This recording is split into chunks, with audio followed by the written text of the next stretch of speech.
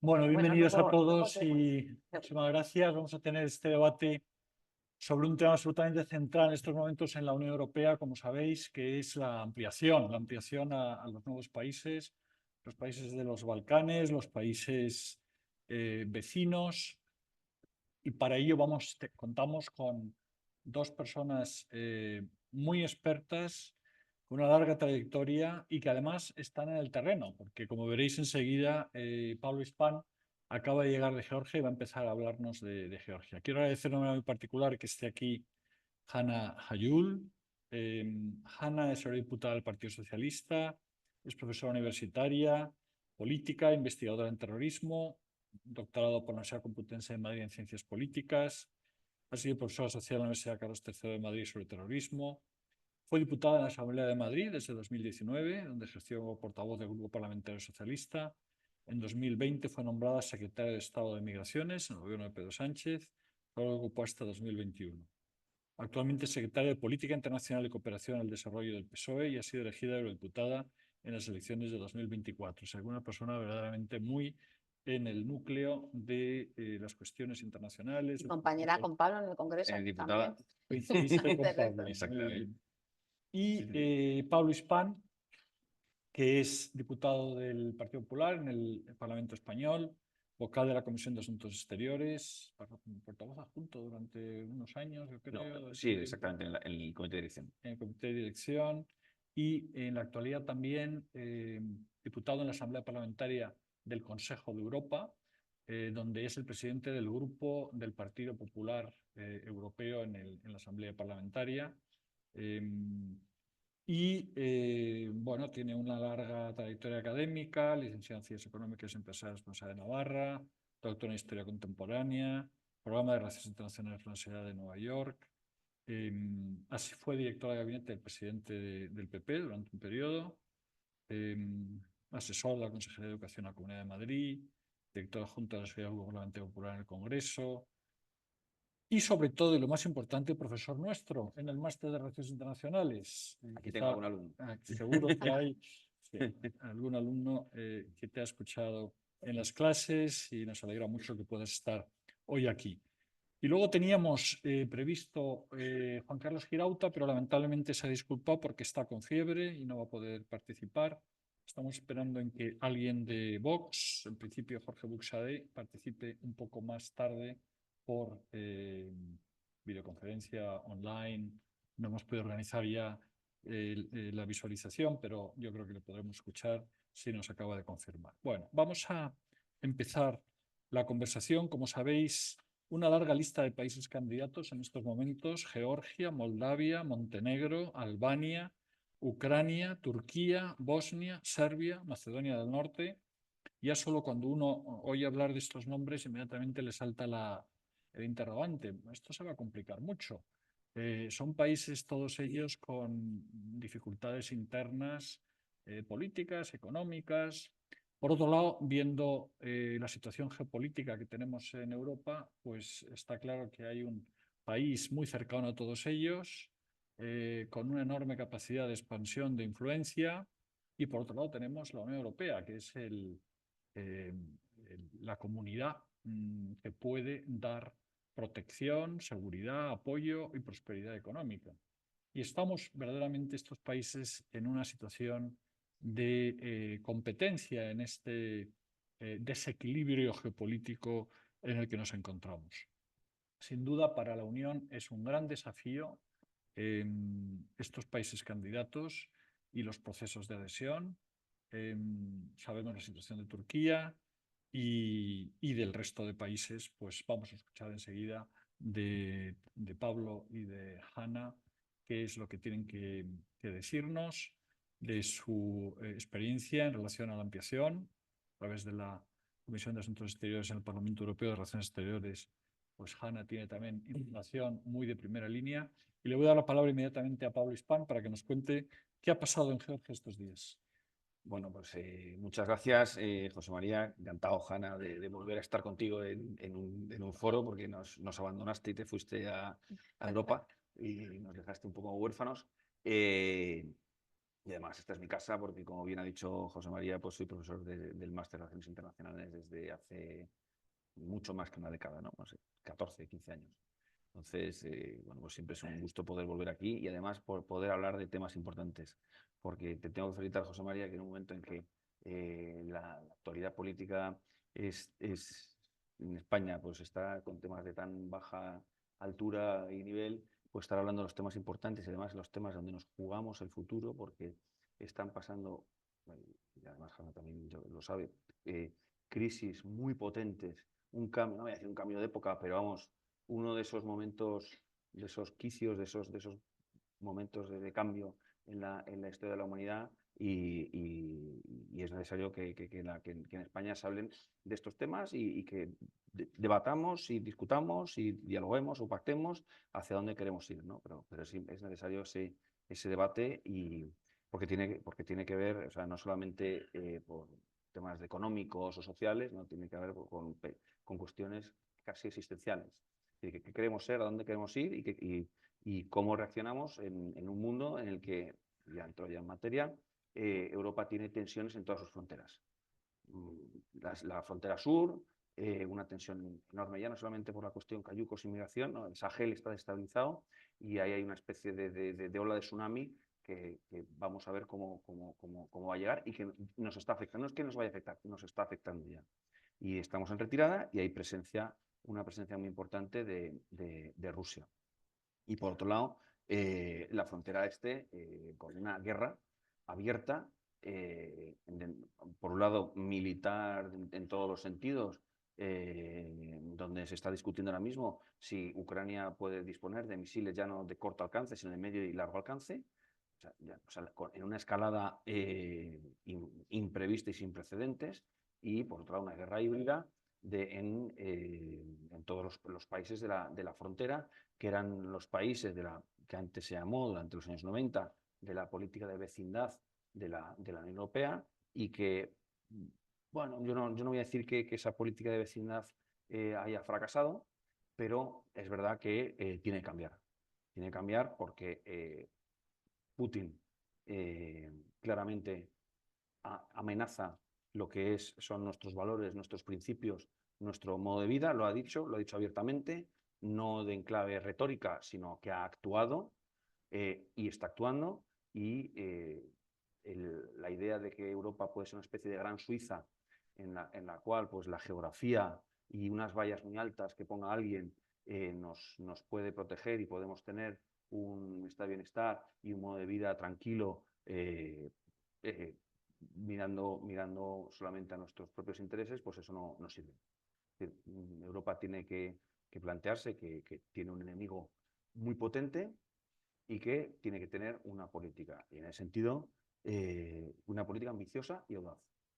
La primera, es verdad que en Bruselas, pues la primera ampliación al este pues es vista con una especie de mareo y de sensación de fracaso, cuando yo creo que no, que fue un éxito, que sí, que ha ocasionado pues, tensiones, etcétera, pero es un éxito y la decena de países de la ampliación pues hoy disfrutan de un modo de un estilo de vida, de una democracia muy estable o infinitamente más estable que si no estuviesen dentro de la Unión Europea, que cuando ha habido marcha atrás, como por ejemplo en Polonia, pues precisamente por estar dentro de la Unión Europea, pues ha podido haber cambio, es decir, que la Unión Europea funciona y que tenemos, es la primera ya, ¿no? Tenemos que tener una política audaz para los Balcanes y el Cáucaso, porque Georgia, dicho José María, pues acabo de venir de Georgia, he estado de observador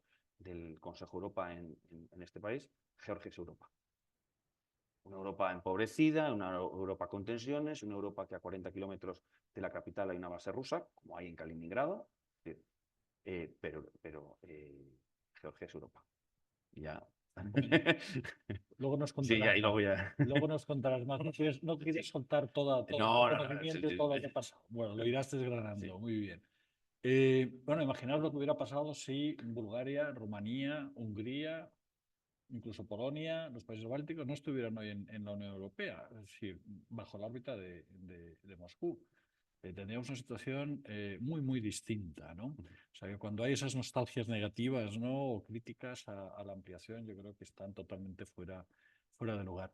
Bueno, Hanna, tú te has dedicado a muchos temas, entre otros a inmigración, que es un asunto sin duda clave.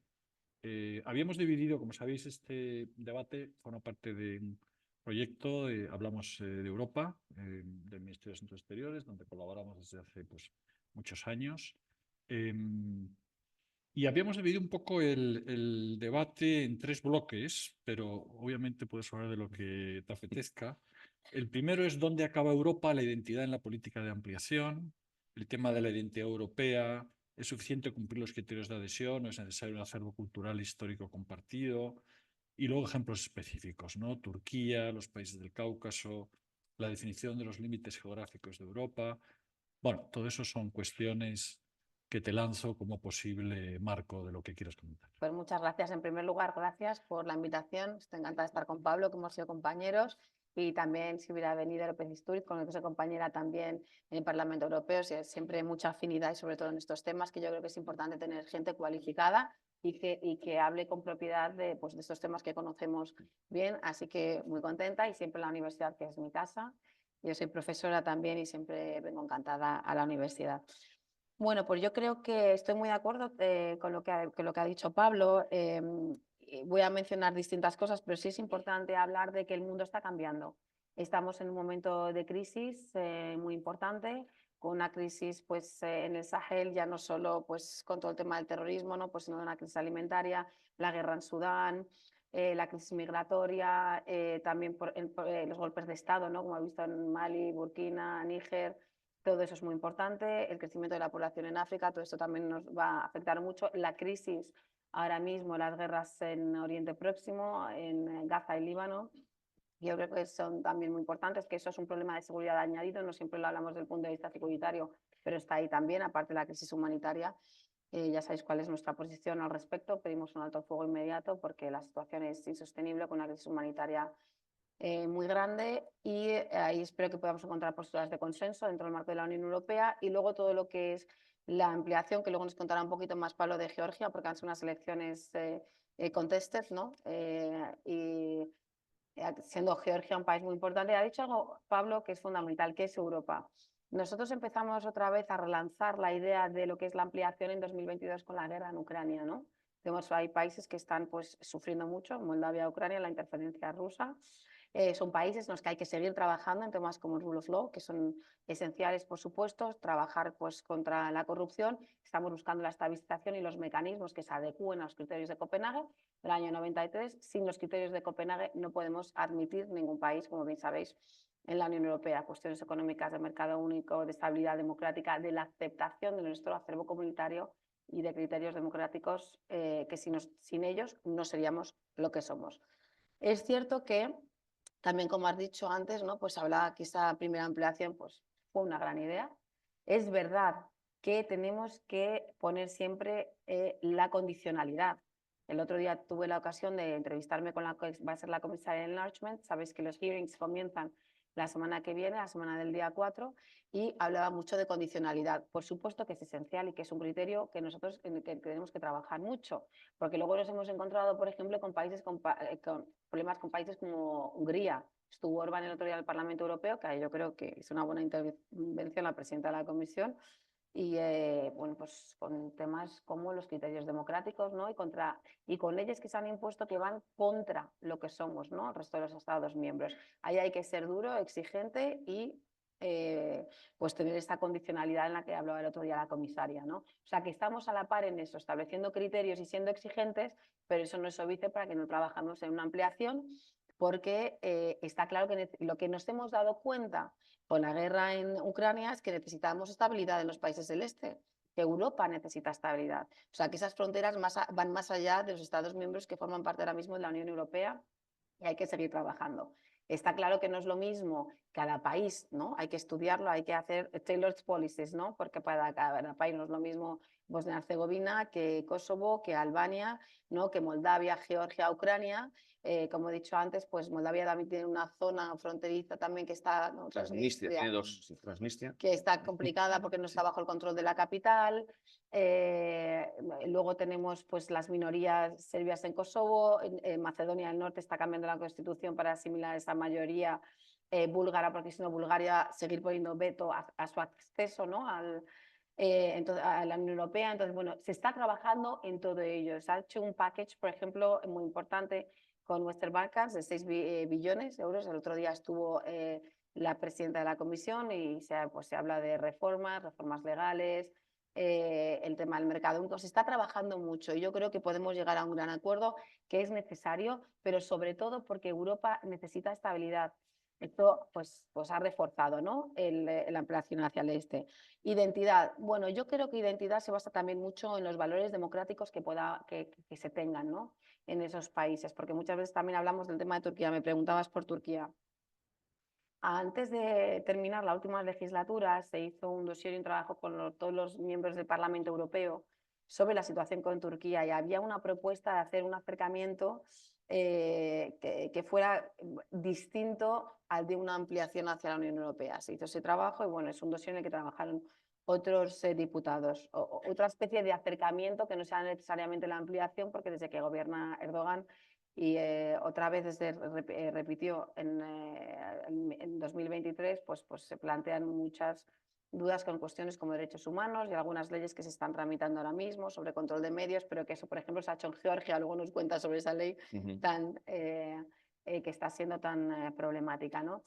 Yo sí creo que Turquía es Europa, por ejemplo. Yo sí creo que es Europa. Es cierto que no podemos comparar nunca las poblaciones a los gobiernos. O sea, la población turca es una población históricamente laica y también con otros valores distintos al del presidente Erdogan, si bien es cierto que él pues, ha endurecido muchísimas cosas en las que nosotros somos críticos, como no puede ser de otra manera, pero no perdamos de vista también a la población lo que quiere. Yo creo que eso es importante de analizar. Hablamos también, por ejemplo, si hablamos de tailored policies, hay muchas cosas en Turquía que, por ejemplo, por ser justos, que están más avanzados en otros países, por ejemplo, en los que hay temas de corrupción que no se han solucionado todavía. Estamos en Moldavia, en Georgia, o sea que yo creo que lo que hay que hacer es trabajar con todos, aunque el approach sea distinto. Nuestra obligación es trabajar porque haya democracias plenas y escuchar a los ciudadanos.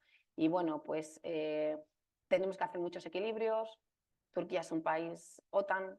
Está el tema de los BRICS. Por cierto, sabéis que el otro día India vetó la entrada de Turquía en los BRICS. Está este sistema en el que ya se habla de dolarización, en el que están India, China. Bueno, estamos en un mundo en el que ya no podemos analizarlo solo desde cómo lo vemos nosotros, sino cómo se ve desde la otra parte del mundo. Y eso nos afecta como Europa. Nos afecta a nuestros valores, afecta cómo estos países ven las democracias, la economía. Pero nosotros tenemos que trabajar en nuestra autonomía estratégica, sin depender excesivamente de China ni de Estados Unidos, teniendo nuestra propia autoridad y teniendo nuestra personalidad. Estamos trabajando mucho en ello. No creáis que no nos está costando, porque nos dimos cuenta con la guerra con Rusia que teníamos que ser independientes, sobre todo en materia energética. Se está haciendo un buen trabajo, creo que se está trabajando mucho y eso se ve en los nuevos planes, ¿no? de la Comisión también, y seguiremos en esa línea. Pero desde luego yo creo que hay un gran consenso a nivel europeo. Si bien es cierto que nos preocupa un poco las mayorías que va en el Parlamento, porque hay algunos partidos de ultraderecha que sabéis que son más antieuropeos, pero desde el año 45 siempre hemos consensuado políticas con el Partido Popular. Esperamos estar ahí, sobre todo para temas de ampliación. En el Parlamento Europeo se deciden muchas cosas: el presupuesto, la política exterior. Y lo último que quiero decir antes de continuar, que creo que es muy importante, la política de la ampliación va a condicionar muchas cosas. Por ejemplo, si entran países como Ucrania, pueden ser 60 o 70 diputados más.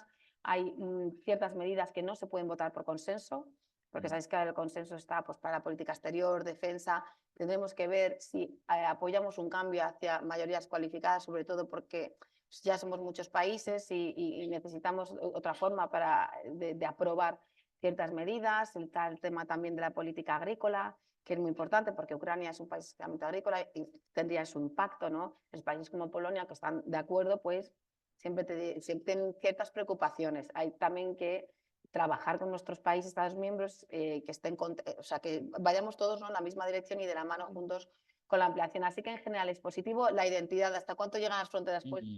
Pues eso no está muy claro del todo. ¿Rusia es Europa? La eterna pregunta, ¿no? It is. So, entonces, claro, y es un país que ahora mismo pues, que es enemigo con una invasión ilegal e ilegítima de Ucrania, donde nosotros vamos, sabéis que creo que esto es unánime, ¿no? El apoyo a Ucrania, los ciudadanos ucranianos, donde la verdad estamos sufriendo muchísimo con la pérdida de tantísimas vidas. Y bueno, pues en esta lucha seguiremos. No quiero extenderme más porque no quiero quitar tiempo a Pablo. Ahora sí que tienes que hablar de Georgia. De Georgia. Bueno, digo Georgia y Moldavia, porque he estado en estas 2 semanas, he estado en las 2 elecciones de observador electoral, precisamente por lo sensible que era, pues nos pidió el presidente de la Asamblea, a los presidentes de grupo, que hiciésemos un esfuerzo, que fuésemos a las dos elecciones. Estuve tanto en Moldavia como en Georgia, en los 2 países con una conciencia de que el tema era Rusia. Con unas poblaciones que venían de ser, son dos estados que eran antiguas repúblicas dentro de la URSS, o sea, con ese elemento diferencial respecto, digamos, a Rumanía u otros países, ¿no? O sea, no en el caso de las repúblicas bálticas, pero digamos que sí, siempre ha habido esa separación y además, como decía Hanna, en el tema de Moldavia, pues especialmente con una región fronteriza entre Moldavia y Ucrania, que se llama Transnistria, que es una especie de república independiente controlada por Rusia, pero ahora mismo está aislada, además, o sea, porque con el tema de la guerra, pues todavía o sea, Rusia, una de las cosas que se dedicó durante los años 90 y en esa época de retroceso, a pesar de ese retroceso del centro de Europa, sí que se desestabilizó todo su ámbito, sus fronteras, ¿no? Pues, y en todos los países dejó problemas importantes, pues en Georgia con Abjasia y Osetia, en Ucrania pues con todo el tema del Donbass, en Moldavia con Transnistria, en toda su frontera, pues dejó, digamos, una especie de estados fantasmas, bueno, como gran país con las ambiciones estratégicas que tenía. Tanto Moldavia como Georgia son dos sociedades muy polarizadas, extremadamente polarizadas, con un miedo tremendo de unas de respecto a la otra y evidentemente el elemento de temor y la cuestión esencial es qué política hay respecto a Rusia y qué política hay respecto a la Unión Europea. Hay una diferencia en eso y es que mientras que en Moldavia era una especie de sí o no a Europa, lo que había, no pasaba tanto en Georgia. O sea, Georgia, ahí sí que fueron dos elecciones limpias, con muchísimos observadores internacionales, con un elemento que en ese sentido pues atemoriza a las poblaciones, y es que era voto electrónico. Es decir, uno llegaba con el DNI al colegio electoral y entonces ahí daba el DNI, le metían en la base de datos, sí, tú puedes votar, y ibas a otro sitio, te daban una papeleta, te ibas a la cabina y ahí o pintabas un círculo o ponías un sello y con el papel doblado ibas a la urna, ¿no? Y en el tema de Georgia, lo que hacías era, lo metías en una especie de fotocopiadora, ¿no? que te contaba el voto y luego ya caía, ¿no? El voto electrónico, incluso, hablando con otros observadores internacionales, incluso en países como Holanda, asusta a la población. Una diputada colega holandesa dijo, no, nosotros implantamos el voto electrónico. A la gente le asustó y hemos vuelto al voto tradicional. Porque hay una especie de miedo de que si estoy en una base de datos, si te controlan, si no te controlan. O sea, hay un elemento de temor, ¿no? O sea, que, afortunadamente, una de las cosas que en España sí que no se discute es nuestro sistema electoral. Volviendo al tema. En Moldavia fue un voto 51-49 o 50,5 contra 49,5, una polarización tremenda. Fue clave para el sí a Europa el voto de la oposición, de la inmigración. La inmigración en Europa, porque uno de los temas que se contestaba es que en Rusia solo había 6 6 sitios donde se podía votar en los consulados y en cambio pues en Italia había 60 mesas electorales. El gobierno también jugó con eso, también porque es más fácil es votar en Italia, más transparente que en Rusia. Pero los dos juegan con todos los instrumentos. Y ese claramente el tema de Europa, lo que divide a esas sociedades. ¿Hacia dónde queremos ir? Hacia Europa. En Moldavia se ve muy claramente. En Georgia hay un punto más híbrido porque incluso el partido del gobierno, la campaña la hacía con la bandera europea. O sea, ellos no se dicen antieuropeos, todo lo contrario. Pero, digamos, ellos quieren una vía húngara a Europa. Y entonces se puede discutir si Hungría, si el modelo húngaro es admisible o no es admisible dentro de la Unión Europea. A mi juicio no. Pero no es tanto como sí pasaba en Moldavia, de una parte diciendo no queremos estar en Europa porque nuestros intereses, nuestra política, y además lo que sí se jugaba era con un temor. Es decir, la guerra de Ucrania es una lección a todo el mundo. Y una lección de si te enfrentas a Rusia, Rusia te invade. Entonces, en Moldavia, que es un país fronterizo, hay una parte de la población que no es que actúe por rechazo a la Unión Europea, hay también un punto de miedo. Putin va en serio. ¿Y hasta qué punto Europa va en serio o no va en serio? Porque en ese sentido, o sea, la autonomía estratégica en seguridad y defensa Europa no tiene. O sea, necesitamos a Estados Unidos. Y el día que Estados Unidos deje de apoyar a Ucrania, duraremos 2 minutos en el apoyo a Ucrania. O sea, dependemos de Estados Unidos, no es como el tema de China. En cambio, en Georgia tiene el problema de que hubo un gobierno muy prooccidental que se enfrentó militarmente a Rusia y perdió, el de Saakashvili, que además está en prisión, esa es hay una parte importante de la población que no quiere, que quiere hacer compatible la integración con la Unión Europea y el no enfrentamiento con Rusia. Entonces son realidades diferentes. Al mismo tiempo, dos sociedades muy polarizadas, acusaciones de injerencia rusa, pago por parte de Rusia pues se decía que sí, que estaban financiando, comprando votos los rusos, especialmente en Moldavia. En Georgia directamente el gobierno, si el gobierno está controlado por un empresario que hizo su dinero en Rusia. Pero creo que Europa tiene que tener una política inteligente respecto a estos países, ¿no? O sea, saber jugar con el palo y la zanahoria. Han hecho en Georgia pues dos leyes, una digamos de valores culturales anti-LGTBI, que evidentemente va contra los valores de la Unión Europea, y otra en contra de la financiación por parte de instituciones extranjeras a ONGs, etc., ¿no? Entonces, no quiere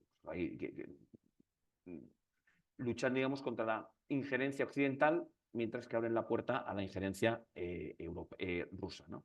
En ese sentido. Pero creo que lo que es respecto a estos dos países, eso, necesitamos que estén dentro. Si Europa quiere ser realmente un área incisiva y decisiva en el mundo, necesitamos llegar a estas fronteras, necesitamos jugar en la Champions, ¿no? Y eso es jugar en la Champions. Y respecto a la ampliación de los Balcanes y al resto de las ampliaciones, tenemos que dar claras señales de que queremos la ampliación. Porque me da la sensación que muchas veces lo que ocurre, lo que está sucediendo con esta lista de países, y ya también pasó con el tema turco, que las señales que emite Bruselas son de diálogos infinitos. Ir dilatando. España entró en la Unión Europea 5 años después de un golpe de Estado. Es decir, no de una injerencia, no, un golpe de Estado. Una parte del ejército que entra y que entra. Y 5 años después estábamos dentro de la Unión Europea, y con muchos problemas y con muchas situaciones, muchas tensiones, ¿no? Es decir, los procesos para la integración no pueden ser infinitos. Hay que decidirse ya a quién se abre la puerta de modo inmediato para que el resto sepa que si se hacen las reformas se va a entrar, porque parece que se piden reformas infinitas. Si el sistema judicial, oiga, mire, ¿en qué país de la Unión Europea dentro no hay problemas con el sistema judicial? Y no se discute y no se tal, si no hay injerencias, hay injerencias. Y estamos queriendo poner estándares en el resto que muchas veces en nuestros propios países no cumplen. Es decir, las señales no son, lamentablemente, no son claras por parte de Bruselas, y yo creo que ahí sí que hay que ser mucho más, sí que hay que pisar el acelerador, al menos en 1 o 2 países, para que el resto sepa que es posible esa ampliación, ¿no? Y respecto a los límites, bueno, siempre se ha dicho 3 cosas, ¿no? ¿Qué es Europa? Pues Europa se ha dicho civilización romana, la clásica, ¿no? O sea, Grecia y Roma. Bueno, pues ¿hasta dónde ha llegado Grecia y Roma? Pues Grecia y Roma llegaron hasta las fronteras con el Imperio Persa. Bueno, pues ya es una frontera. Se ha dicho tradición judeocristiana. ¿Hasta dónde llegó, digamos, el cristianismo? ¿Turquía llegó el cristianismo? Sí, Éfeso, Constantinopla. Durante 1500 años una de las capitales del cristianismo era Constantinopla. Bueno, pues parece que también es un área, ¿no? Y la civilización, los valores de la Ilustración, Estado de Derecho, emancipación, tal, libertad, bueno, pues donde haya esa conjunción de 3 elementos, pueden entrar, ¿no? Lo que pasa es que tiene que existir, o sea, el tema de Turquía ahora mismo es que hay presos políticos, hay muchos, ¿no? Entonces, ahora mismo no es una democracia de estas, un régimen autoritario competitivo, tal, y tiene muchos tipos de nombre, ¿no? La filosofía política lo que denomina este tipo de regímenes, ¿no? Pero en el cual pues, la oposición tiene muchos problemas, no tiene se le persigue, se anulan elecciones. Pero si Europa quiere ser realmente, primero, fiel a sí misma, a lo que ha sido, y por otro lado, en un mundo tan complejo y que ha cambiado tanto, uno de los espacios de influencia, pues no tiene que tener miedo a las ampliaciones. Quiero agradecer de una manera muy particular, y antes de que sigamos adelante, a todos los investigadores y colaboradores del Instituto de Estudios Europeos. Gracias a ellos tenemos este acto. En particular, a Gabriela Garibay y Diego Martínez. Y Gabriela nos está aquí averiguando si vamos a tener a alguien de Vox.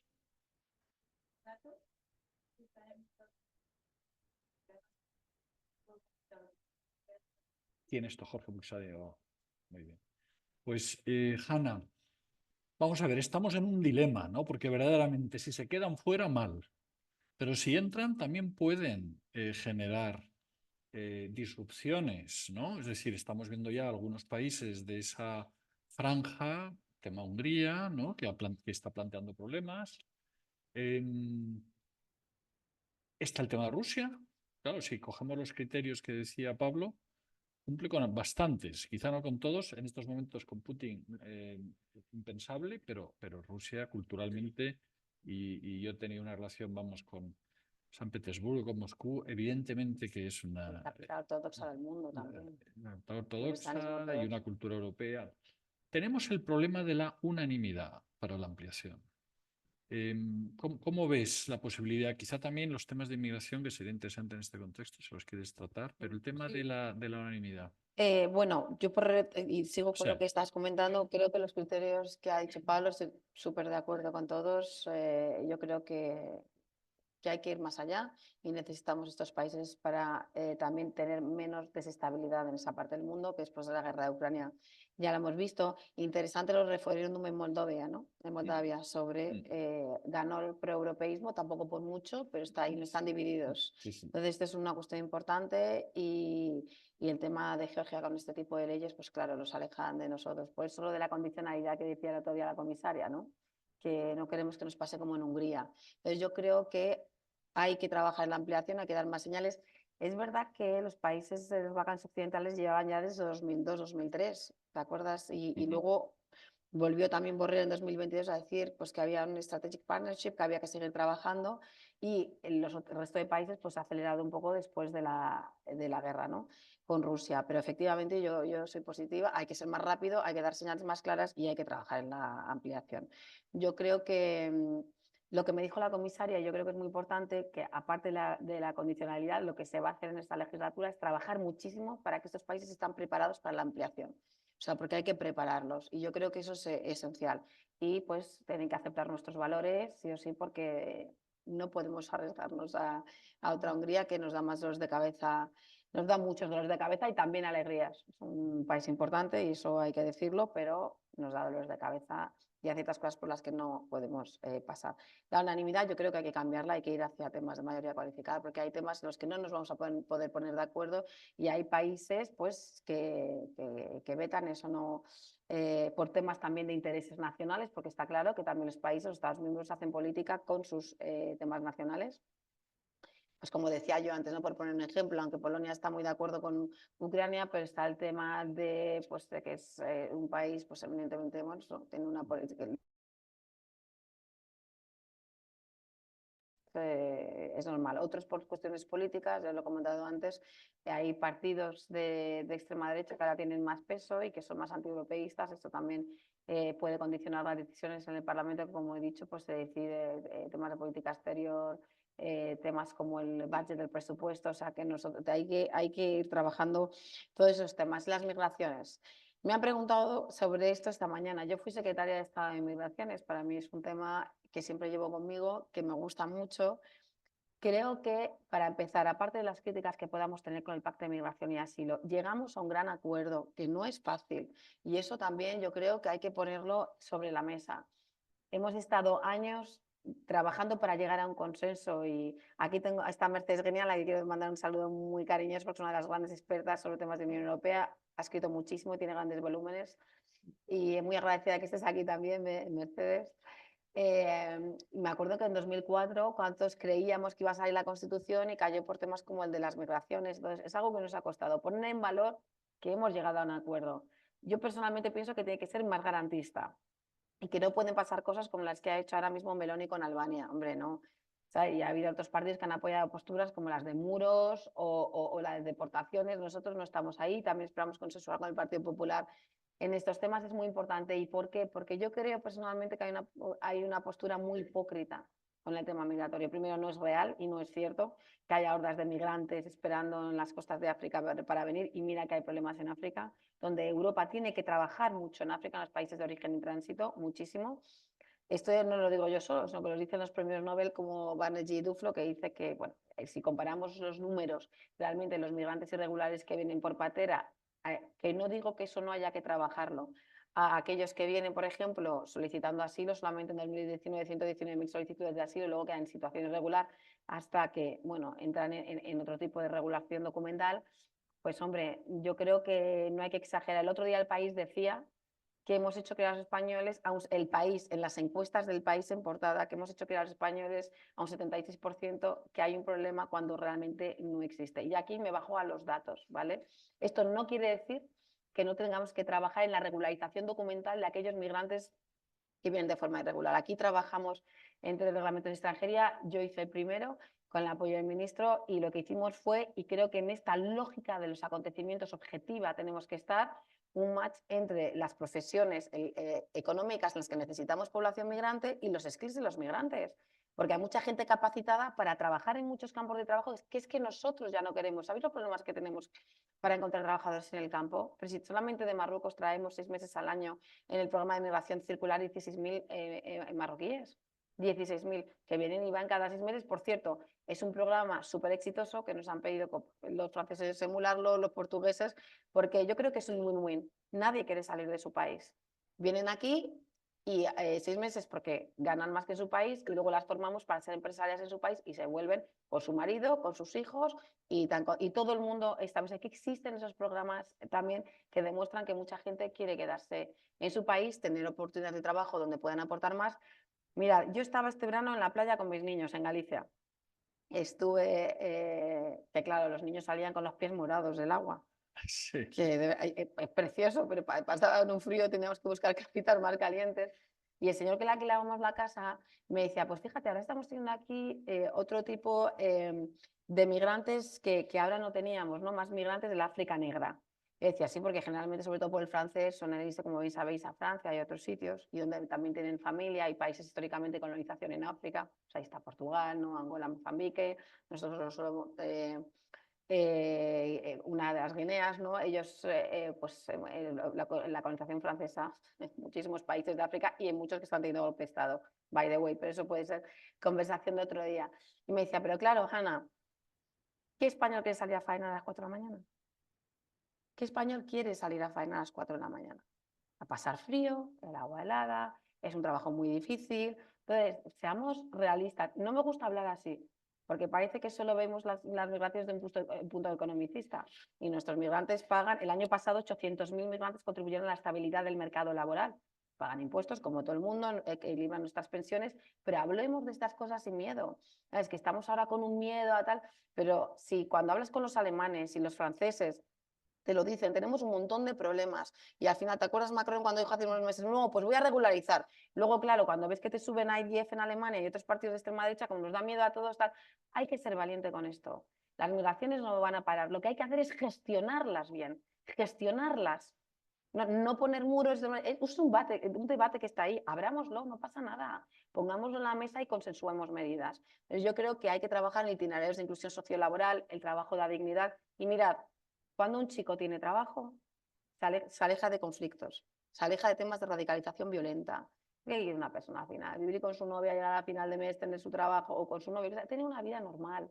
Eso es dignificar la vida de la gente, y el trabajo de verdad que la dignifica. Por supuesto, tenemos que poner límites, yo no digo que no, claro, hombre, esto no es, sobre todo en la seguridad, control de fronteras, porque hay también muchos temas securitarios en el control de fronteras, que también hay que decirlo, pero yo creo que podemos apostar por una política ecuánime, consensual en esto con el Partido Popular, que yo creo que en muchas cosas estamos de acuerdo, y ya os digo, el Pacto de Migración y Asilo fue un primer paso, pero hay que seguir, yo creo que tiene que ser todavía más garantista, trabajar en posiciones más humanitarias, pero yo pongo muy en valor que, oye, después de tantos años, ¿no? Sí, no, el pacto ha sido un gran éxito, un acuerdo de la socialdemocracia con el Partido Popular Europeo y que ha puesto unas bases muy claras en uno de los grandes temas de nuestro tiempo, que además yo creo que también en el sentido, la ampliación puede dar más oportunidades para resolverlo, porque Europa lo que necesita es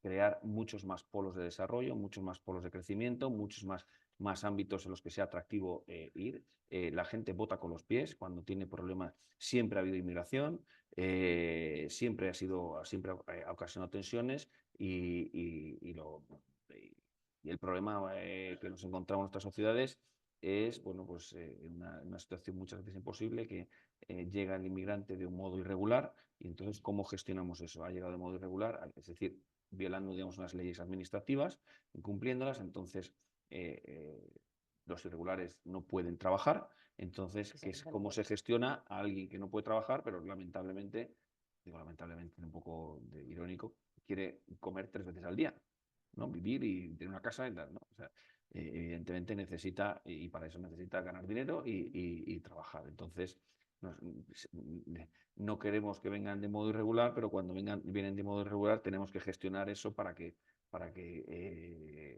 solucionar un problema, porque si no se les aboca a la delincuencia o a la marginalidad. Y entonces, bueno, pues el mensaje que lanzan luego a sus familiares o amigos en sus casas es que al final se soluciona. Entonces, luego el tema de que somos poco, que estamos un país, o sea, de verdad que nos hace falta, no tenemos hijos, que ese es un tema, somos envejecidos, y luego el tema de la migración es también peligroso porque a nivel europeo, fijaros lo que pasó con el Brexit. Se utilizó este tema, que ahora hay una crisis en UK total, los jóvenes quieren volver, si se volviera a hacer el referéndum volvería, y ahí el tema migratorio tuvo muchísimo impacto también. Son temas muy sensibles, además, como bien ha dicho ella, hay un tema de percepción, es decir, la gente cree que hay muchos más inmigrantes de los que realmente hay en la sociedad. Y entonces preguntas a la sociedad española, ¿cuántos inmigrantes hay? Pues dicen, no, pues un 30%, un 40%. Resulta que el dato real es muy inferior. Al mismo tiempo crea tensiones en ciertos servicios sociales, muy tensionados ya de por sí, y además que afectan a los ámbitos, a los tratos sociales más vulnerables de nuestra propia sociedad, ¿no? Entonces, es complejo. Creo que la política de ampliación en ese sentido es positiva, es decir, si se desarrolla en los Balcanes, pues la oferta para llegar es mayor, y además, bueno, pues Europa tiene que tener una política de cooperación, de desarrollo industrial de África, de los sitios de emisión donde vota la gente con los pies y viene a nuestras fronteras, pues mucho más ambiciosa, ¿no? Que el mundo es muy complejo. Y si no nos damos cuenta de las tensiones que hay, bueno, pues al final, eso al final se traduce muchas veces pues en tensiones políticas dentro de nuestras sociedades, y luego pues lo que sí que hay una diferencia respecto en otros momentos de la historia es que digamos, el debate político respecto a la inmigración, que siempre ha existido en nuestras sociedades, bueno, pues ha mezclado con una ideología identitaria nacionalista que va en contra de los valores de la Unión Europea, y que sí que realmente es un elemento diferenciador, las teorías del gran reemplazo, etcétera, que va en contra de lo que es la Unión Europea. Es decir, la Unión Europea surgió precisamente para luchar, y como consecuencia de la derrota en la Segunda Guerra Mundial, de esa ideología. Yo siempre pongo muchas veces a hablar, ¿no? Pues en la Segunda Guerra Mundial hay un momento fundamental que es Normandía. Uno está en la parte de arriba de la playa y otro está en la parte de abajo. Ganaron los que estaban en la parte de abajo de la playa. Y fueron los que hicieron la Unión Europea contra los que estaban en la parte de arriba. Entonces, hay que ser consciente de que hay una ideología que disuelve absolutamente lo que son los valores europeos. Muy bien. Desde el punto de vista institucional, bueno, yo he tenido la experiencia de estar en los tres parlamentos. O sea, estuve en el Parlamento Español, el Europeo, en la Asamblea Parlamentaria. Vosotros vivís esa experiencia también. No acaba de funcionar bien la interrelación. Parlamento Europeo, parlamentos nacionales, con todo lo que se ha intentado hacer a lo largo de muchas décadas. El Consejo de Europa, con todo lo que es históricamente y con su enorme capacidad al tener un número tan importante de miembros y además de toda esta zona, lamentablemente tampoco está ni en la opinión pública ni en la relación con el Parlamento Nacional, a pesar de que tenga una delegación nacional. ¿Qué pensáis que se podría hacer para mejorar esto también de cara a la opinión pública? El Consejo de Europa para muchos es prácticamente desconocido. El Parlamento Europeo se le sigue más, pero tampoco conseguimos que verdaderamente esté en la primera línea de la actualidad, ¿no? Es una pena, yo lo digo mucho y también lo dije en campaña, ¿no? El 70% de las leyes que se legislan en el Parlamento Europeo nos afectan al día a día, mucha gente no lo sabe. Si hay algún problema de comunicación, es un Parlamento que está más cerca de los ciudadanos que incluso cualquier otro, ¿verdad? O sea, pero sí no hay una percepción tan cercana, cuando la realidad es que es un Parlamento que está muy cerca de la gente, y también pues tiene comisiones, ¿no? Como PETI, que son comisiones en las que se escucha la voz de la ciudadanía, particularmente para los ciudadanos de los Estados miembros. Yo creo que hay muchos mecanismos para acercar, ¿no? Pues la Unión Europea, o el Parlamento, por ejemplo, en este caso que yo soy europarlamentaria, otras instituciones, a los parlamentos nacionales, pero es verdad que se tiene que mejorar en la comunicación. Entonces, ya con este tema de la ampliación también, pues la presidenta von der Leyen hizo un summit también con los Balcanes para hacer publicidad sobre la ampliación en los Balcanes, están haciendo reports, pero parece que nunca es suficiente.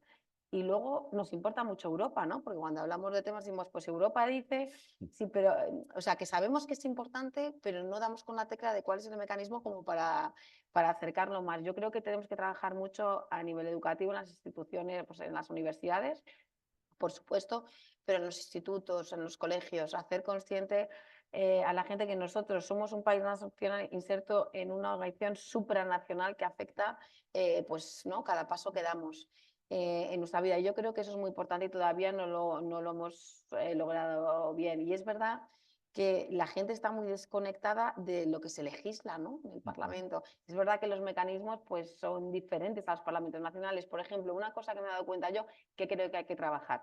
El Partido Popular pues está en una familia ideológica, o por ejemplo mi partido, el PSOE, está dentro de ese Sandy, pero si tú preguntas a la gente qué es el Sandy no tiene tanta conciencia, ¿no? O el IPP, que es una familia de partidos políticos muy importante en Europa, ¿no? Y ahora con una mayoría pues amplia, importante, pero entonces no se logra entender bien cómo funciona, por ejemplo, a lo mejor el Partido Popular dentro del IPP o el Partido Socialista dentro del SANDI, y son familias ideológicas, ¿sabes? Importante en la que se agrupan los partidos políticos más o menos de tu ideología, de distintos países. Súper interesante eso, pero poca gente lo sabe. Entonces, la gente se pierde un poco entre lo que es el Partido Popular aquí, por ejemplo, el PSOE, y qué hacen en Europa. Entonces, no lo identifican con que hay otras familias ideológicas de partidos políticos que están agrupados en esas familias. Eso lo tenemos que explicar mejor. La gente lo tiene que entender y ver que, por ejemplo, muchos partidos que piensan igual en el Parlamento Europeo, pues están agrupados, ¿no? Y sacan ciertas iniciativas, o a veces, o Renew, por ejemplo, donde están los liberales, ¿no?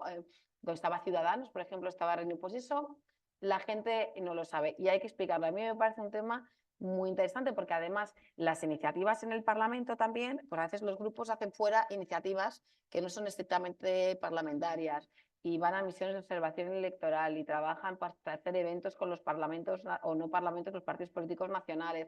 Todo esto yo creo que hay que trabajarlo bien porque claro, esto a mí me cuesta un esfuerzo explicarlo, ¿sabes, Pablo? Que bueno, y le cuesta también a Tono cuando vamos y lo contamos y yo creo que eso no se hace suficientemente bien.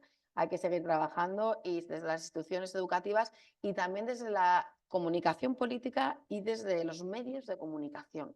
Los medios de comunicación no lo hacen bien muchas veces. Europa, pero bueno, que Europa, ¿qué? La Comisión, el Consejo, el Parlamento, son instituciones distintas.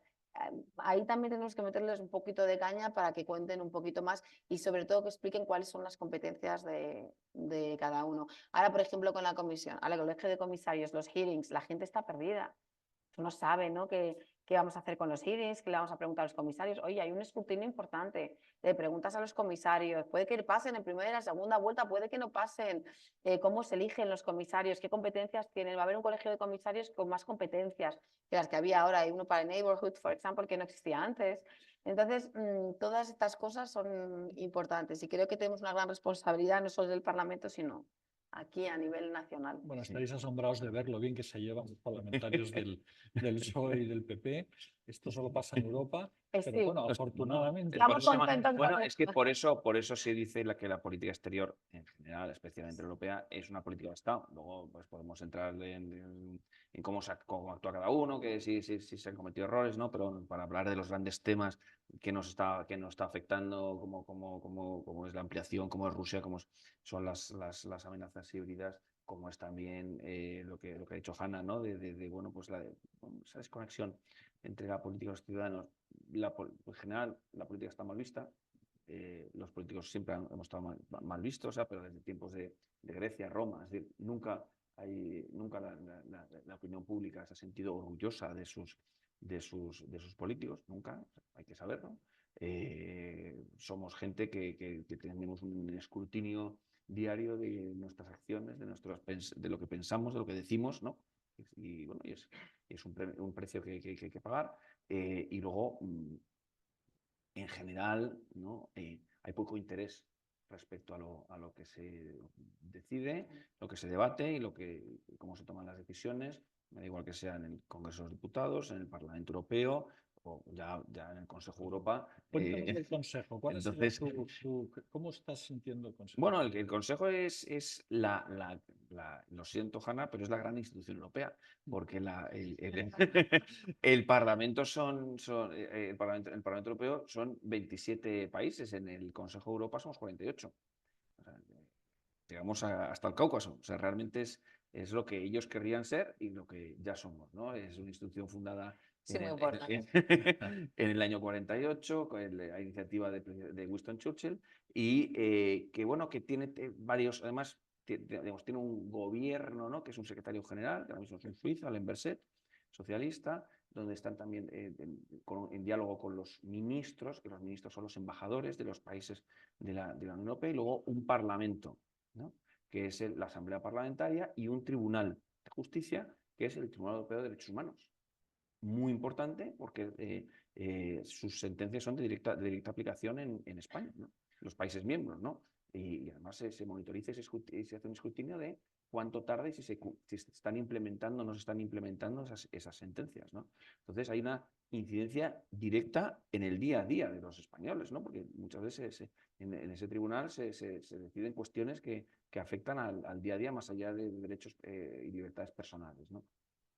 Y luego, bueno, pues trabajar con 48, igual que pasa en el Parlamento Europeo, los partidos nos agrupamos dentro de las familias, la socialdemócrata, la popular, la centrista, ¿no? Ahí se llama Renew, la conservadora y la más de izquierdas, ¿no? Entonces, ahí hay cinco partidos y luego ya hay independientes, ¿no?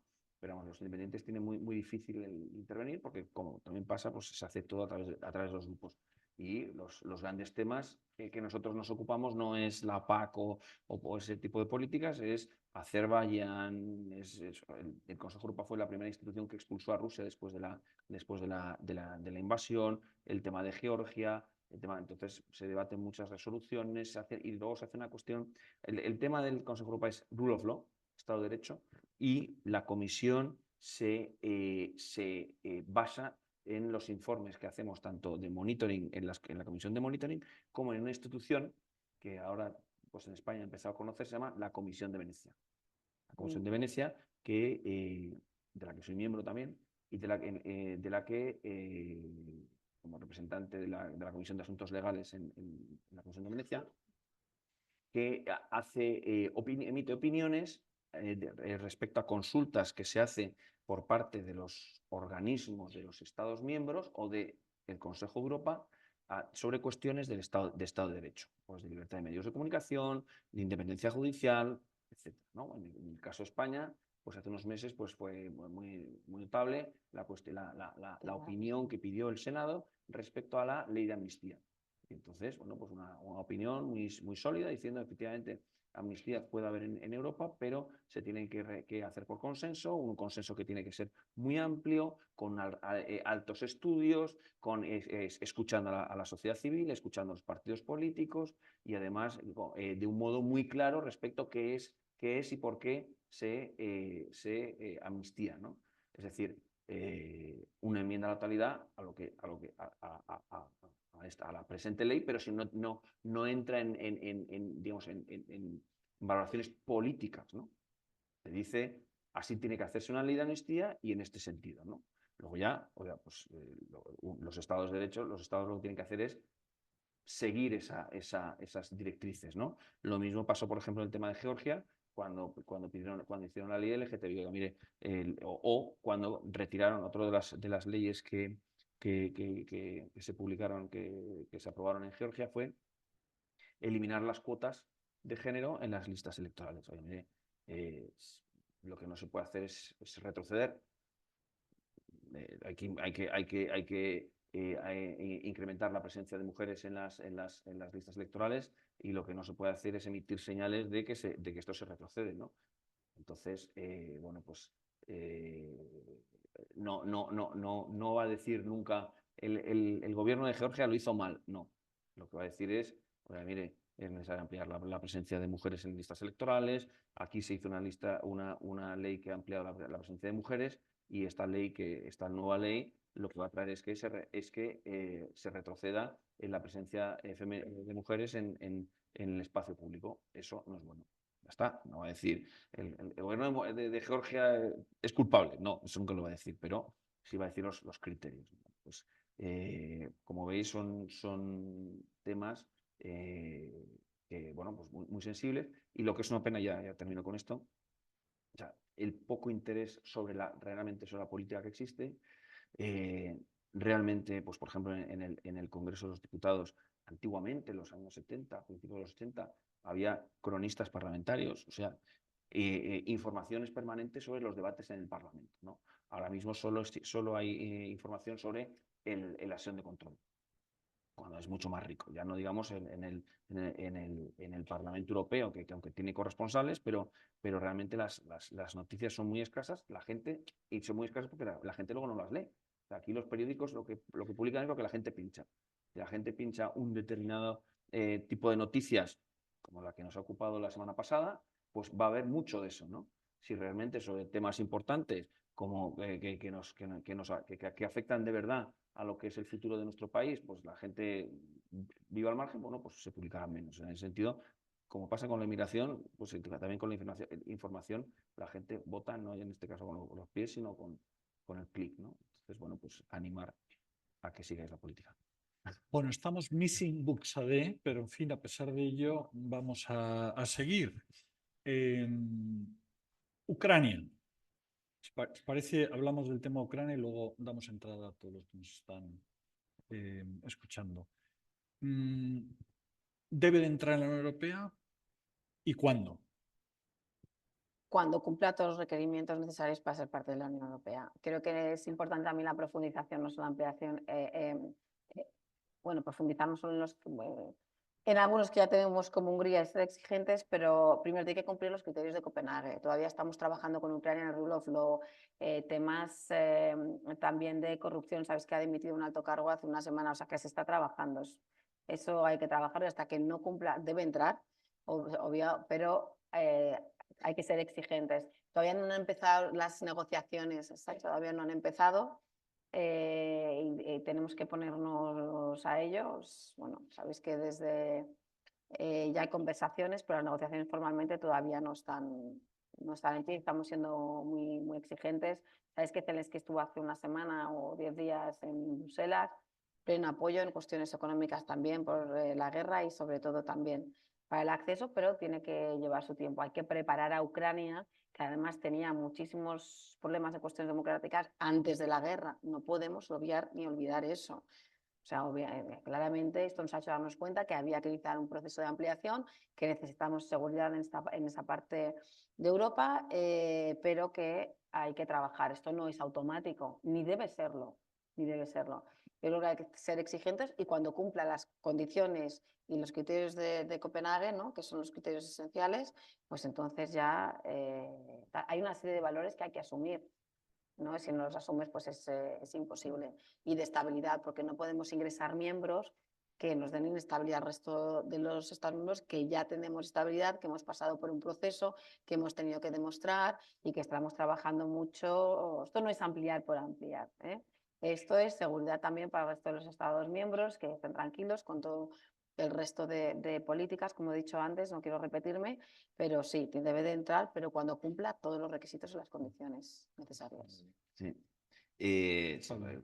Vamos, estoy de acuerdo con Hanna, aunque que necesitamos que Ucrania entre, aunque creo, como Belén sabe, porque ya sabe el Tratado Constitucional de Memoria de todos los artículos, creo que es el 43 del Tratado Constitucional, que es una réplica del artículo 5 del Tratado de la OTAN. Es el 43. Entonces, eso significa, el artículo 5 del Tratado de la OTAN, como bien sabéis, es un artículo que obliga a la defensa colectiva de todos los países miembros cuando un miembro es atacado. Entonces, en el momento en que si entrase Ucrania en la Unión Europea, eso llevaría a que la Unión Europea entrase en guerra directamente con Rusia, porque aplicaría el artículo 43.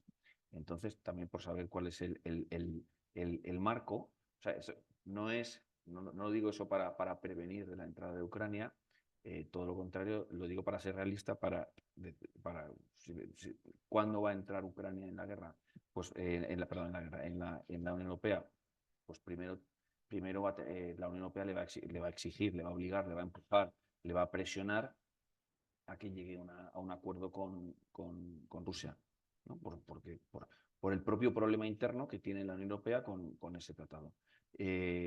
A partir de ahí, y evidentemente la entrada en la Unión Europea por parte me da igual que sea del caso de Ucrania o Moldavia, Georgia, o sea, estos países de la antigua política de vecindad, también tenemos que ser conscientes, no por dar miedo, sino por saber en el mundo en el que nos encontramos, es que es un desafío a eso. Ucrania cambia y Ucrania se convierte y termina perdiendo Crimea y termina explotando la situación en el este, porque en el año 14 hubo una revolución, se llamó del Maidán, cuando la opinión pública pidió que entrar en la Unión Europea. Entonces, vincularse a Occidente y no a Rusia. Eso para Putin fue un acto de guerra, que terminó primero con la ocupación de Crimea y años después con lo que hemos visto. Es decir, tenemos que ser conscientes, y no lo digo por miedo ni por prevención, sino por realismo, que lo que nosotros representamos para Putin es una agresión. No la OTAN, nosotros. Entonces, bueno, pues yo lo que animo y quiero y deseo es la ampliación de la Unión Europea y que necesitamos ampliación, y sabiendo y siendo conscientes del desafío que supone, por lo que esa ampliación va a tener que ir de la mano de una relación mucho más estrecha aún todavía con Estados Unidos, que es nuestro paraguas de seguridad. Entonces, tenemos que ser conscientes. O sea, no hay un modo, Europa no es una entidad alternativa, una vía intermedia entre China y Estados Unidos. No, no, no. Es parte de Occidente y o vamos con Estados Unidos o no podemos jugar. Muy bien. Pues a ver, preguntas de todos los que queráis. Vamos a empezar aquí, si os parece. ¿Es el micrófono? A gritar todo. Sí, En voz alta. alta. Levántate y así se... ¿A qué hora? Pues tengo que irme como 15 minutos. 10. Porque es el segundo país cristiano de Europa, y al final la población de los padres todavía bastante lejanos a los padres entonces, en eso como un programa en que realmente la población de Georgia va a afectar ciertas políticas europeas de un día para otro, o va a ser algo para... No, vamos. Hemos estado ahí. Bueno, sí, no, política Europa. Uno puede ser cristiano, pero tiene que aceptar la libertad religiosa, la tolerancia, las diferencias, que vivimos en sociedades plurales. O sea, no todos los georgianos, como no todos los moldavos, como no todos los españoles, somos iguales. Y entonces la clave es si las instituciones públicas aceptan, reconocen y en su legislación asume la pluralidad, o consideran que esa pluralidad es un ataque a una identidad que es lo que hay que defender, ¿no? Mire, la identidad europea es plural. O sea, es respeto al Estado de Derecho, respeto a la pluralidad, sí, hemos tenido unas raíces cristianas, la Ilíada empezó en Troya, que es Turquía, pero la clave no está en, digamos, una identidad cerrada, sino en una identidad abierta, plural y tolerante. Entonces, Georgia perfectamente puede ser capaz, y de hecho hay una mitad de la población que quiere totalmente. Hay otra mitad que quiere ir como Hungría. No, yo quiero un poquito de Europa, pero con elementos identitarios que rechazan Hungría. Eso sí que no es posible, porque Europa es aceptar la pluralidad. United in Diversity, ese es el moto de la Unión Europea. Unidad en la diversidad. Si no, mal vamos. A ver, hay otra pregunta aquí. Te trae el micrófono, Buenos días, gracias. Yo tenía dos preguntas para lanzarles a ustedes dos. Han hablado seguidamente sobre la estabilidad de Europa, todo el tema del Sahel, las fronteras. Aquí yo quería preguntarles, ¿no?, cómo compaginar la política exterior de seguridad común y la política común de seguridad y defensa con esos planes de ampliación de la Unión Europea, porque, por ejemplo, hemos visto, bueno, en el Sahel ya hemos perdido una de las misiones que teníamos. En Georgia, si no recuerdo mal, tenemos una, igual que otra en Armenia, que son un poco las más orientales que tenemos en la Unión Europea, pero están ahora mismo en un punto de inflexión en el que no sabemos si se va a ampliar o se va a retroceder o se va a mantener su estabilidad. Y la segunda pregunta es, ¿cómo consideran ustedes la incorporación de Ucrania a la Unión Europea, teniendo en cuenta que el artículo 2 de la Carta de las Naciones Unidas habla precisamente de la integridad territorial de los estados y tenemos varios casos ya dentro de la Unión Europea o de países candidatos que no lo cumplen. Un caso, por ejemplo, es el de Chipre, que desde el año 74 está dividido con una misión de las Naciones Unidas. Tenemos el caso de Kosovo y Serbia y tenemos algunos casos como, por ejemplo, Georgia con Abjasia y Osetia del Sur. Gracias. Bueno, respondo rápido a esto. Seguridad y defensa, buena pregunta. Por eso hablábamos antes del tema de la unanimidad. Si queremos progresar en esto, hay que ir a mayorías cualificadas para tomar decisiones, hay que seguir trabajando en la seguridad y defensa. Eso es vital. Ya lo hemos visto, bueno, sabéis que está con todo el tema de la brújula estratégica, ya se trabaja en un ejército, con que tenemos no muchos miembros, pero hay que seguir trabajando con la propuesta del alto representante Borrell. Pero el tema de la seguridad y defensa es que hay que trabajar desde distintos puntos de vista, no solo con un ejército, ¿no?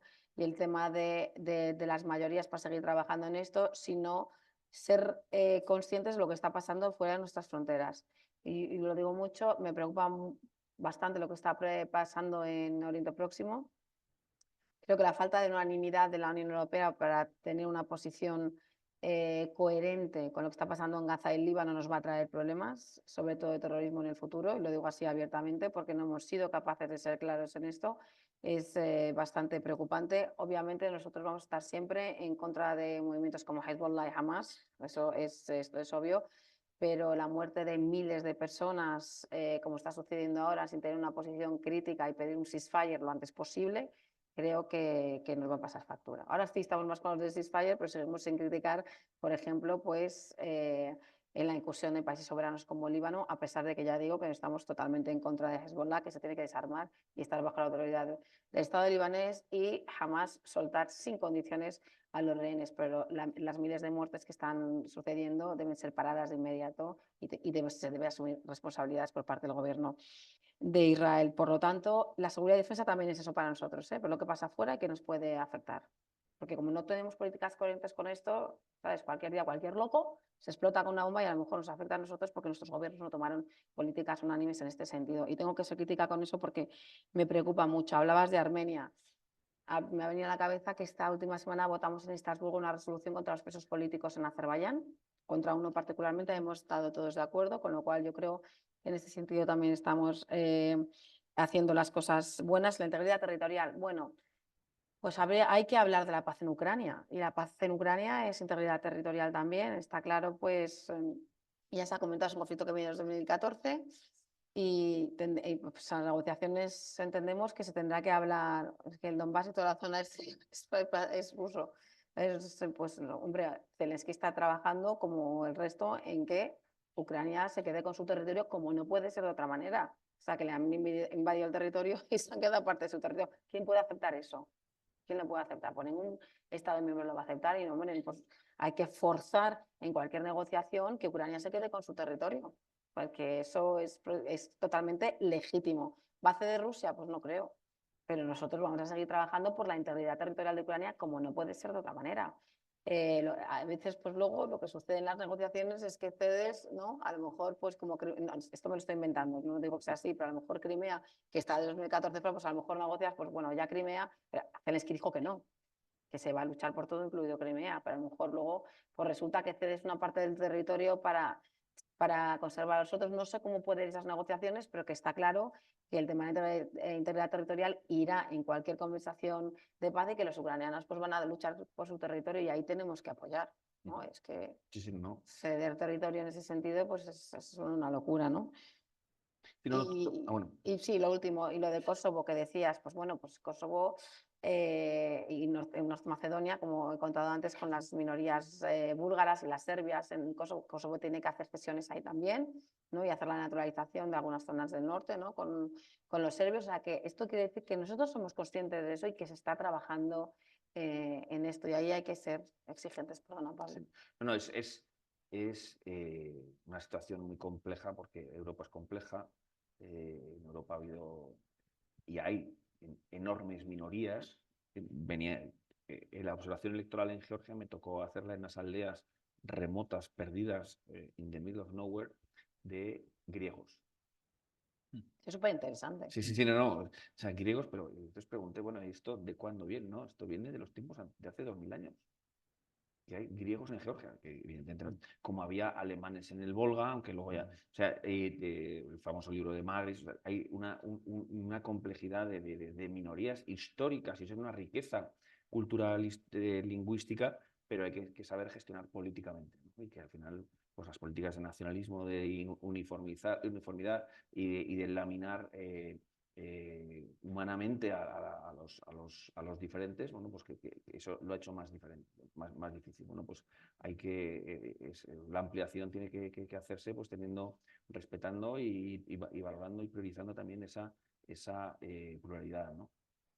Y bueno, pues saber gestionar esa complejidad, pero yo creo que en el siglo XXI tenemos que ser capaces. Tenemos que ser capaces. Bueno, Hanna se va a tener que marchar muy pronto a un vuelo, pero quizá podamos recoger 2 preguntas y ya cerramos con ello. Sí, a ver, vosotros 2. Luego, si queréis, Cuota de género, cuota de género. si queréis, seguimos con Pablo. Sí, Bueno, muchas gracias. Mi pregunta es, ¿cómo se puede conseguir una Europa hegemónica que no hable de fronteras ni de imperio romano ni de cultura judeocristiana, sino de valores modernos europeos en una sociedad contemporánea? ¿Y cómo se puede un poco compartir globalmente estos valores, teniendo en cuenta que hay quien tiene la creencia de que culturalmente somos muy diversos y no se puede imponer ciertos valores sobre otros y sobre otras culturas? ¿Cómo se puede mejorar el mundo a través de estos valores en los que creemos firmemente sin caer en estas cuestiones éticas casi coloniales? Ya, pásale, por favor. ¿Queréis que formule muy brevemente? Sí, así. Nada, gracias. Lo primero, mi nombre es Gonzalo Asuar, soy compañero de Together EU del Parlamento Europeo y habéis hablado mucho de los flujos migratorios y de, por ejemplo, el artículo 5 y el artículo 43 con todo el tema de seguridad y defensa. Yo siempre tengo una cuestión recurrente, si podéis darme una pincelada, en relación a la posibilidad de que hubiese una institución europea o un emplazamiento dependiente de las instituciones europeas en Ceuta y en Melilla como posición geoestratégica para representar o defender esas plazas respecto a las tensiones que hay por parte de los vecinos de la ribera sur del Mediterráneo. Muchas gracias. Adelante, Hanna. Pues sí, me parece muy buena idea. Mm. Sí, porque el mundo se ve distinto desde allí. Yo que he estado allí, se ve, y además son de verdad las ciudades autónomas las que sufren muchísimo de la presión identitaria, migratoria, tal. Yo creo que estaría muy bien para reflejar las instituciones europeas. Desde ahí, lo que pasa también en la cuestión de fronteras, los saltos a la valla, etcétera, hay millones de cosas que pasan ahí. Y es muy importante contar las cosas in situ. ¿Ves? No es lo mismo que te cuente yo lo que pasa en Georgia que te lo cuente para lo que ha estado ahí. La vida es así. Pues porque lo de los griegos, por ejemplo, o sea, es muy interesante. Entonces, yo creo que vivir las cosas y contarlas desde donde estás es muy importante. O sea, que me parece una idea fantástica, fíjate. Esto lo vamos a contar en el Parlamento. Y luego lo que tú decías, es verdad, pero mira, hay que no obviar algo importante. También somos de donde venimos. Y de donde venimos condiciona lo que somos. Hay que progresar y yo creo que lo que hemos demostrado a partir de esta Europa de United in Diversity es que somos capaces de tener valores que nos unen a todos por encima de otras cosas. Somos democracia, queremos estar juntos, queremos ayudar a otros, hacemos peacekeeping operations, electoral observation, hacemos muchas cosas para mejorar otros sistemas democráticos o transiciones democráticas en nuestros países, lo que demuestra el gran interés que en Europa tiene eso. ¿Hemos hecho cosas mal? Sí. ¿Hemos sido colonialistas? ¿Hemos tenido política o muchos países coloniales? Sí. Pero también tengo que decir, yo soy muy crítica con esto, porque yo soy hija de libanés, yo soy también una mujer de origen árabe y estoy muy orgullosa de serlo. Sabe que, por supuesto, soy española. Veo también el mundo desde la otra parte, veo las noticias desde la otra parte del mundo, vivo el otro mundo y es muy importante que estemos en la otra parte para ver cómo se cuenta desde la otra parte.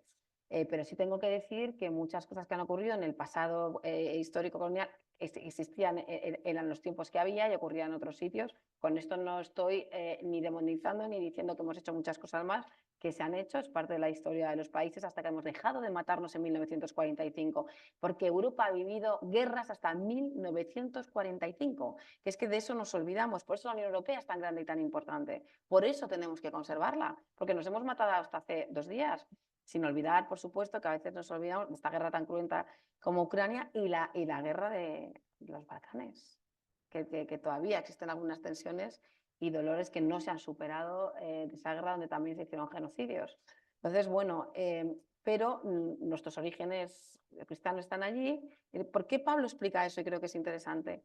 Porque no podemos olvidarnos de dónde venimos para entender lo que somos ahora, ¿no? Y nuestra cultura, por supuesto, es fundamental. Y yo creo que no hay que obviarla. Eso nos obedece para que, de forma paralela, trabajemos en valores que por encima de las religiones y por encima de otras cosas nos unan a todos. Y yo creo que es nuestro acervo comunitario. Mira, eso podríamos describirlos como el acervo comunitario, toda esa legislación en la que estamos de acuerdo, el tema de los derechos humanos, la Carta de los Derechos Fundamentales, tantas cosas que nos hacen ser lo que somos, ¿no? Ese trabajo tan importante que se hace desde el Consejo de Europa. Y eso yo sí creo que tiene que estar por encima de todo. Y estamos trabajando. Si no fuéramos tan exigentes, no tendríamos incluso los criterios de Copenhague para que otros países entraran. Y eso no se basa en temas religiosos, no sé, que se basan en temas de rule of law, que es lo que tiene que imperar. Creo que es una buena pregunta, vamos hacia esa dirección y es en lo que tenemos que trabajar. Por eso nos da tanto miedo los discursos, ¿no? Pues con las migraciones tan agresivos, con temas identitarios. Nosotros, los grandes europeístas, queremos salir de ahí para trabajar en una Europa donde se respete la diversidad de nuestros valores, como explicaba antes. Y es que además estos valores no son valores cerrados, son valores abiertos. O sea, son valores que saben e integran la pluralidad. O sea, no es un castillo, una torre de marfil que nos hace para vivir cerrados, sino han sido siempre abiertos. La civilización clásica fue abierta y supo integrar otras civilizaciones de su momento, la civilización judeocristiana también y la Ilustración también. O sea, o muchas interpretaciones de esos tres pilares son abiertos, ¿no? Y es lo que la identidad europea es precisamente todo lo contrario a una identidad cerrada y excluyente. Muy bien, pues vamos a acabar aquí porque ya sabéis que Hanna Perdonadme, me tengo que tiene que voy a marchar. Bruselas.